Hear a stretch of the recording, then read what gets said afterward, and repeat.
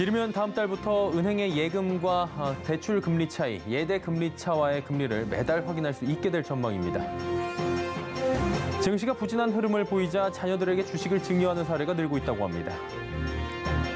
LG에너지솔루션의 주가는 상장가 대비 반토막이 났죠. 3분기에는 반등할 수 있을 것이라는 전망도 나옵니다. 삼성전자가 제품 수리용 서비스 자재를 배송할 때 친환경 소재를 확대 적용키로 했습니다. 센 경제 라이브 출발합니다.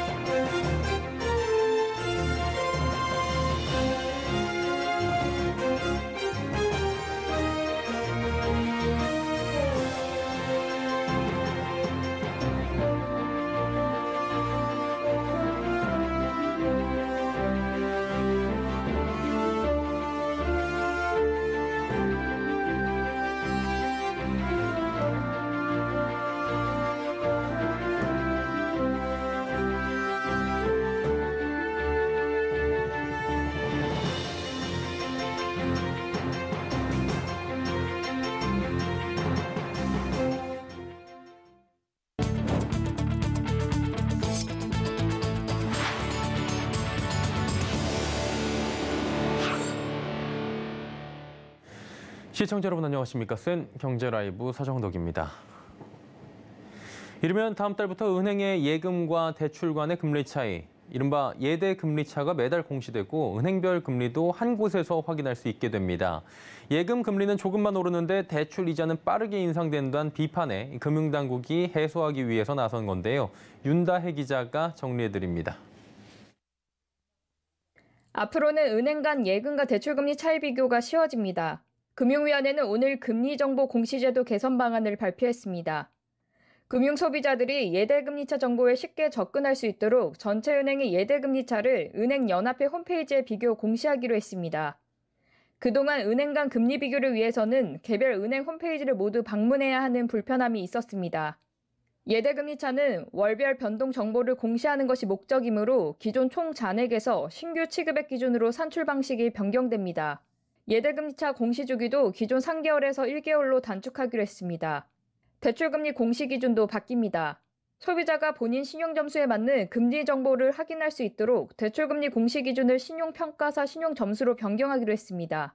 그동안은 은행별로 자체 평가한 신용등급을 바탕으로 대출금리를 공시했기 때문에 은행 간 비교가 쉽지 않았습니다.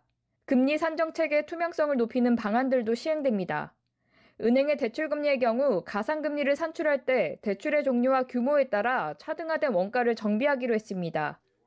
예금금리는 그동안 시장금리가 바뀌어도 기본금리는 그대로 뒀으나 월 1회 이상 시장금리 변동을 점검해 기본금리에 반영한다는 계획입니다. 이르면 다음 달부터 은행별 금리를 한 곳에 확인할 수 있어 실질적 금리 인하 효과로 이어질지 주목됩니다. 서울경제TV 윤다희입니다. 위기를 기회로 바꾸는 투자자들이 늘고 있다고 합니다. 코스피가 부진한 흐름을 보이며 2,300선을 등락하는 사이 자녀들에게 주식을 증여하는 사례가 늘고 있다고 하는데요. 최민정 기자입니다. 증시가 부진하자 버티거나 손절하기보단 자녀들에게 주식을 증여하는 투자자들이 증가하고 있습니다. 하락장일수록 주가 가치 하락에 오히려 더 많은 주식을 자녀들에게 줄 수 있기 때문입니다. 실제 KB증권에 따르면 올해 상반기 동안 미성년자의 신규 주식 계좌 수는 지난해 같은 기간보다 76.1% 급증한 것으로 드러났습니다. 내가 가지고 있는 주식을 준다든지 아니면 지금 현금을 증여해서 자녀에게 주식을 매수하게 하는 방법. 요즘같이 주가 하락이 클 때는 주식 문의가 좀 특별히 많이 오시긴 하세요. 전문가들은 주식 증여세는 증여일 전후 2달 동안의 종가 평균액으로 평가하기 때문에 지금같이 하락장이 이어지고 있을 때가 주식 증여의 적기라고 평가합니다. 특히 주식 증여는 증여 후 주가가 올라도 추가로 증여세를 내지 않는다는 점에서 투자자들의 눈길을 끌고 있습니다. 미성년 자녀에게는 10년 동안 2천만 원, 성인 자녀에게는 5천만 원까지 증여세 없이 증여할 수 있습니다. 만약 주식 증여 후 주가가 많이 올랐거나 주가가 더 내려가 있을 경우 법정 신고 기한인 3개월 이내에 증여를 취소할 수도 있습니다. 증권업계 관계자는 증여 후 사후 관리가 중요하다며 미성년 자녀에게 증여한 주식을 관리 목적으로 본인이 매수 매도를 반복하면 사명계좌로 간주될 수 있으니 주의해야 한다고 조언했습니다. 서울경제TV 최민정입니다. 주가가 반토막 난 LG에너지솔루션이 3분기 반등에 나설 것이란 전망이 나옵니다. 일본 상용차 업체에 배터리를 공급한다는 긍정적 소식이 전해진 가운데 2분기 실적과 오버행 우려는 여전한 부담입니다. 호재와 악재 사이 LG에너지솔루션의 향후 주가 전망 김혜영 기자가 짚어드립니다. LG에너지솔루션의 주가가 7월 바닥을 다지고 3분기 반등할 것이란 전망입니다. LG엔솔의 주가는 상장 당시 시초가와 비교하면 반토막이 났습니다. 공모가 30만 원을 겨우 지켜내고 있지만 주가는 하향 곡선을 그리고 있습니다. 최근 2분기 부진한 성적표가 점쳐지며 발목을 잡았습니다. 이달 들어 6개 증권사가 LG엔솔의 2분기 실적 악화 전망을 내놨습니다. 이에 목표 주가도 낮아진 상황입니다. 앞서 미국의 신규 배터리 공장 투자 계획을 재검토한다는 소식도 악재로 작용했습니다. 그러나 일본 이스즈 자동차에 1조 원에 달하는 전기차용 배터리를 납품한다는 소식이 전해지며 분위기 반전을 꾀하고 있습니다. 배터리 종주국으로 불리는 일본의 닛산과 혼다에 이어 이단 수주에 성공하며 주가 반등의 기회를 모색하고 있는 겁니다. 오늘 LG에너지솔루션은 2.49% 상승한 37만 500원에 마감했습니다. 이제 관건은 오버행 부담입니다. 오는 27일 전체 상장 주식 중 86.1%에 달하는 6개월 보호 예수 물량이 해제됩니다. 다만 81.8%는 LG화학이 보유하고 있어 시장에 풀릴 가능성이 적습니다. 문제는 4.3%에 달하는 물량인데 소화 과정을 거치며 단기 수급 부담은 불가피해 보입니다. 다만 증권가에서는 이를 기점으로 7월 바닥을 다진 뒤 3분기 주가 반등을 점치고 있습니다. 한국투자증권은 7월 27일 단기 수급 이슈인 6개월 락업 해제만 지나면 업황 회복에 따라 주가도 상승할 것이라고 전망했습니다. 삼성증권도 7월이 실적과 수급 관점에서 저점이 될 가능성이 높으며 이후 투자 심리는 개선될 것이라고 내다봤습니다. 서울경제TV 김혜영입니다. 일단 사고, 결제는 나중에 한다라는 이른바 온라인 외상 서비스 BNPL이 국내 결제 시장에서 빠르게 늘고 있다고 합니다. 코로나 확산으로 이커머스 시장이 고성장하며 수요가 급증한 건데요. 이미 서비스를 시작한 빅테크에 이어 카드사들도 시장 선점을 위해 속속 뛰어들고 있다고 합니다. 김미현 기자입니다. 현금 없이 물건을 사고 나중에 결제하는 온라인 외상 서비스 BNPL. 신용카드 할부와 결제 방식은 비슷합니다. 하지만 복잡한 신용심사 절차가 필요 없고 수수료나 이자를 부과하지 않아 신용도가 낮은 대학생 등 금융 취약계층을 중심으로 시장의 관심을 끌고 있습니다. 국내에선 지난해 네이버를 시작으로 카카오와 토스가 해당 서비스를 제공하고 있고 점점 더 서비스 범위를 넓혀가고 있는 중입니다. 기존 카드사의 고유 영역이던 후불 결제 시장에 편리하고 강력한 플랫폼을 무기 삼은 빅테크가 새로운 형태의 결제 시장을 선점하고 있는 셈입니다. BNPL 시장은 코로나 팬데믹 이후 무서운 속도로 성장하는 중입니다. SK증권이 내놓은 보고서를 보면 2020년 말 890억 달러 규모였던 글로벌 BNPL 시장은 오는 2025년엔 3,520억 달러로 290% 성장할 것으로 예상했습니다. 국내 카드사들은 후불 결제 시장을 빼앗길까 진출을 서두르고 있습니다. 현대카드가 어제 카드사 처음으로 BNPL 서비스를 시작했고 KB국민카드는 올해 3분기 내 출시할 계획입니다. 신한카드도 BNPL에 이용하는 대한신용평가 모형 개발을 준비하고 있습니다. 새로운 형태의 금융 서비스다 보니까 카드사들도 많이 관심을 가지고 서비스에 참여하고 있는 것 같습니다. BNPL은 금융 취약계층의 결제 데이터 획득과 MZ세대 고객 확보 통로로 활용할 수 있어 카드사들도 시장 수요에 더 민첩하게 대응하고 있습니다. 서울경제TV 김미연입니다. 청라국제도시와 검단신도시가 속해 있는 인천 서구 지역의 입주장이 본격화되고 있습니다. 올해와 내년 입주 물량을 비교해봤더니 서울 전체 물량과도 큰 차이가 없는 것으로 나타납니다. 이지영 기자입니다. 올해부터 내년까지 인천 서구 지역 새 아파트들이 대거 집들이를 시작합니다. 부동산 빅데이터 업체 아실 자료를 보면 인천 서구의 올해와 내년 아파트 입주 물량은 34,201세대입니다. 같은 기간 서울시 전체 물량의 80% 수준에 육박합니다. 인천 서구 지역의 입주 물량이 많은 이유는 청라국제도시의 남은 입주 물량과 검단 신도시의 대량 물량, 그리고 일부 재개발, 재건축 수요가 있기 때문입니다. 물량이 넘쳐나면서 이들 지역 집값과 전셋값은 약세를 보이고 있습니다.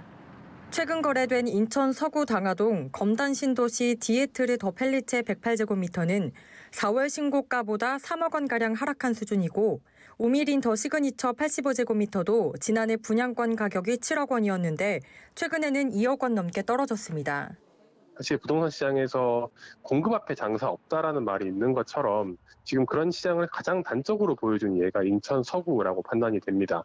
그래서 가격이 지금 올라갈 수 있는 가능성은 조금 적다라고 판단이 되고요. 앞으로 하방 압력이 조금 지속될 것 같다라고 전망됩니다.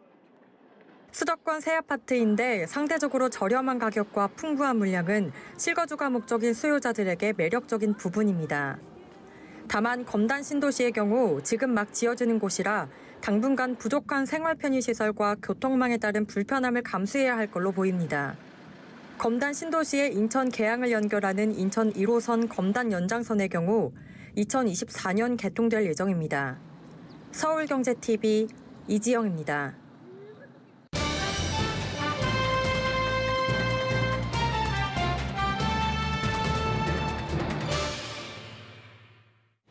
다국적 완성차 그룹 스텔란티스가 대대적인 신차 공세를 펼치고 있다고 합니다. 올 들어서만 6종의 신차를 출시했고요. 남은 하반기 중에 3종의 신차가 출격을 대기하면서 올해에만 총 9종의 신차를 내놓을 예정이라고 합니다. 스텔란티스 코리아는 올해를 한국 시장 공략 첫 해로 삼고 브랜드 확장에 속도를 내고 있는 모습인데 경제산업부 장민선 기자와 함께 하나하나 짚어보도록 하겠습니다. 어서 오세요. 안녕하세요. 일단은 신차 많이 출시를 하고 있는 것 같아요. 오늘도 푸조가 신차를 내놨다고요? 네, 그렇습니다. 푸조는 오늘 뉴 푸조 308을 출시했는데요. 새로운 엠블럼에 적용된 첫 번째 차량으로 9년 만에 완전 변경 모델로 선보이는 C 세그멘트 해치백 모델입니다. 올해 푸조가 스텔란티스로 코리아로 통합된 이후 처음으로 선보이는 신차인데요. 해치백 스타일을 통해 MZ세대를 적극 공략한다는 계획입니다. 특히 제이크 하우만 스텔란티스 코리아 사장은 푸조 308에 대해 자신감을 나타냈는데요. 제이크 하우만 사장의 이야기 직접 들어보시죠.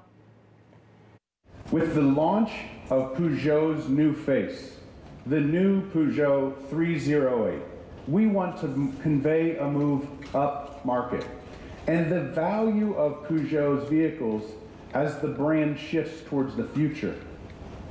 By meeting the standards of the MZ generation, who appreciate style, efficiency, and high quality, Peugeot aims to be the most stylish and trend-setting brand in the Korean market. 푸조가 스텔란티스 그룹에 속해 있는 것도 좀 의아해 하시는 분들이 계실 것 같고요. 시트로엔 그룹 아니야 하시는 분들도 분명히 계실 것 같고요. 생소해 하시는 분들이 계실 것 같은데 조금 회사 소개가 필요할 것 같아요. 네, 스텔란티스는 지난해 1월 이탈리아와 미국의 합작사 피아트 크라이슬러와 프랑스 푸조 시트로엔 그룹이 50대 50 비율로 합병하면서 탄생한 다국적 완성차 그룹입니다. 산하 브랜드로는 지프, 푸조 시트로엔, DS 오토모빌, 피아트 크라이슬러, 마세라티, 다치, 램, 우펠 등 14개 브랜드를 거느리고 있는데요. 모두 미국과 유럽에서 입지를 다진 브랜드들입니다. 업계에서는 FCA와 PSA 합병이 이뤄진 배경에 대해 완성차 산업에 불투명성이 작용한 것으로 보고 있습니다. 전동화 전환을 빠르게 추진하면서 분산된 해외 공장의 제조 일원화를 이뤄내는 등 효율성 극대화가 의기투합을 이끌어냈다는 분석입니다. 실제로 지난해 전 세계 완성차 판매량 5위에 오르는 등 합병 효과를 거두기도 했습니다. 예. 근데 이제 스텔란티스 하면 국내 시장에서는 딱히 존재감이 굉장히 크진 않다 이렇게 좀 생각이 들긴 해요. 올해 본격적인 한국 시장 공략의 이유가 이런 부분도 분명히 있을 것 같은데요. 네, 그렇습니다. 스텔란티스가 한국 시장에 변화를 주기 시작한 건 지난 1월부터인데요. 한국 시장에서 기존 PSA를 판매를 담당한 환불모터스와 결별하고 푸조 시트로엔 오토모빌을 직접 아우르겠다고 선언한 겁니다.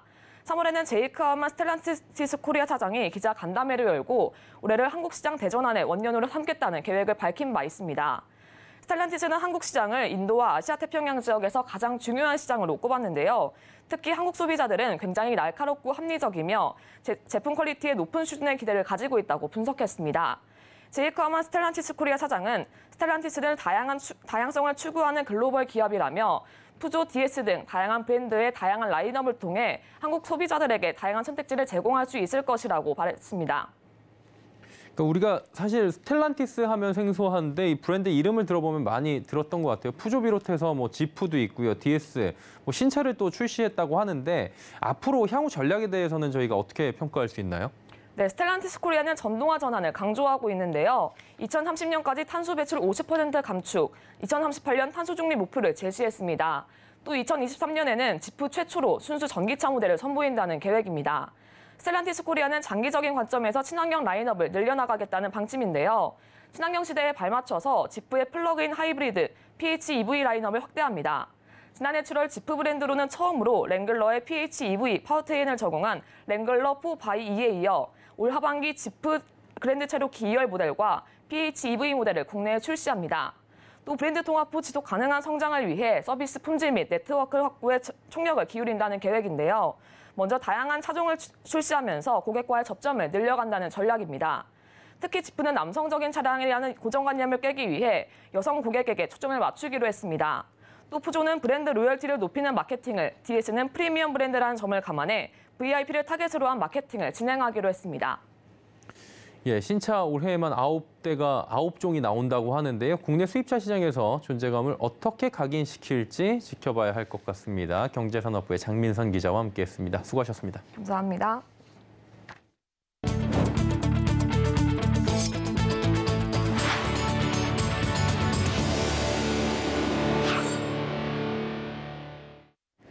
웨어러블 로봇이 진화하고 있습니다. 방산과 군수 분야를 중심으로 발전해온 입는 로봇이 이제는 재활, 의료, 또 헬스케어 등 민간 분야에까지 쓰임새가 확장되고 있는 건데요. 문다혜 기자입니다. 아이언맨의 로봇 슈트를 연상케 하는 안마의자. 다리 부분이 따로따로 움직입니다. 바디프렌드가 출시한 헬스케어 마사지봇 로보틱스입니다. 안마의자에 앉는다는 고정관념에서 벗어나 양발에 하나씩 착용하는 컨셉트를 적용했습니다.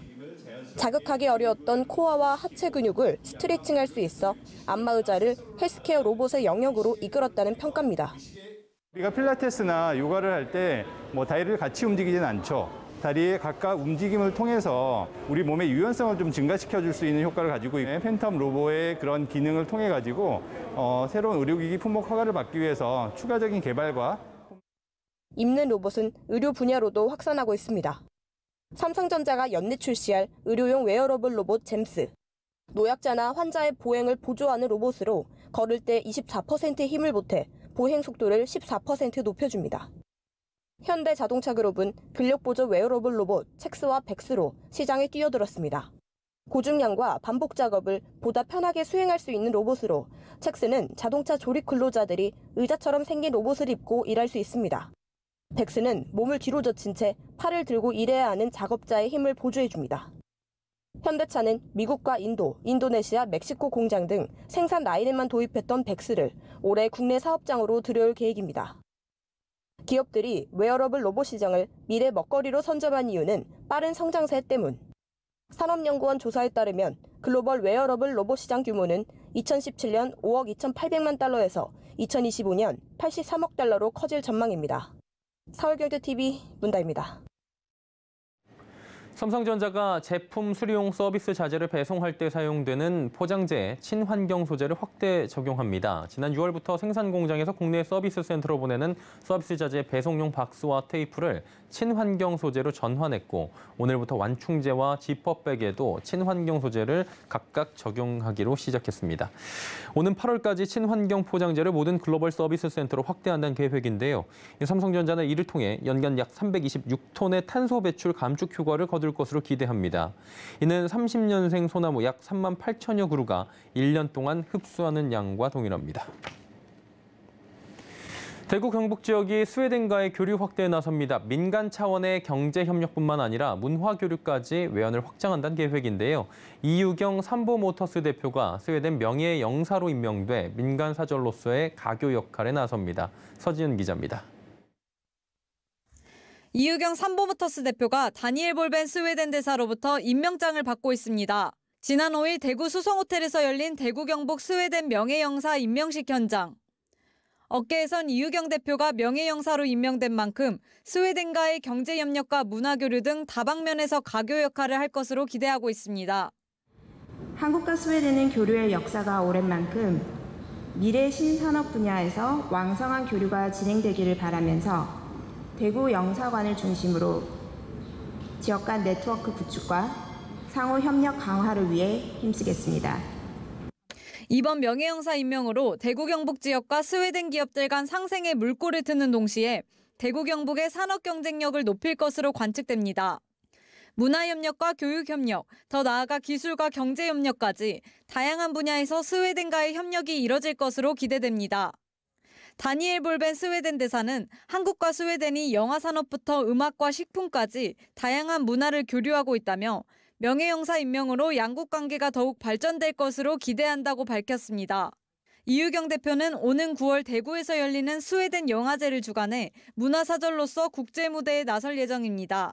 이후에도 스웨덴과의 다양한 협력 방안을 모색한다는 방침입니다. 서울경제TV 서지은입니다.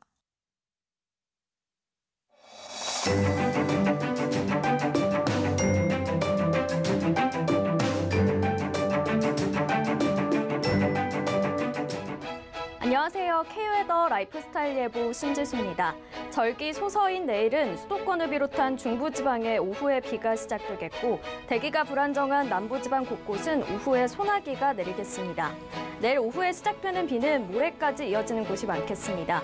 예상 강수량은 수도권과 강원 영서, 충청에 최대 150mm 이상으로 많겠고요. 강원 영동과 호남, 영남과 제주도는 최대 40mm, 제주 산간과 지리산 부근에 많게는 80mm 이상 내리겠습니다.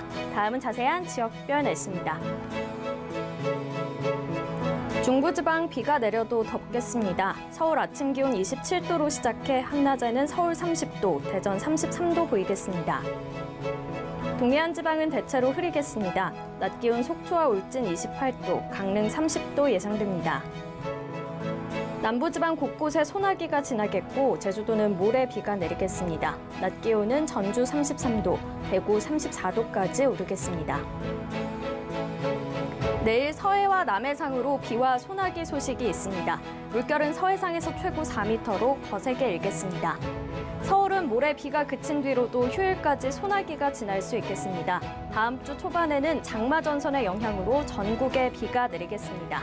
날씨였습니다.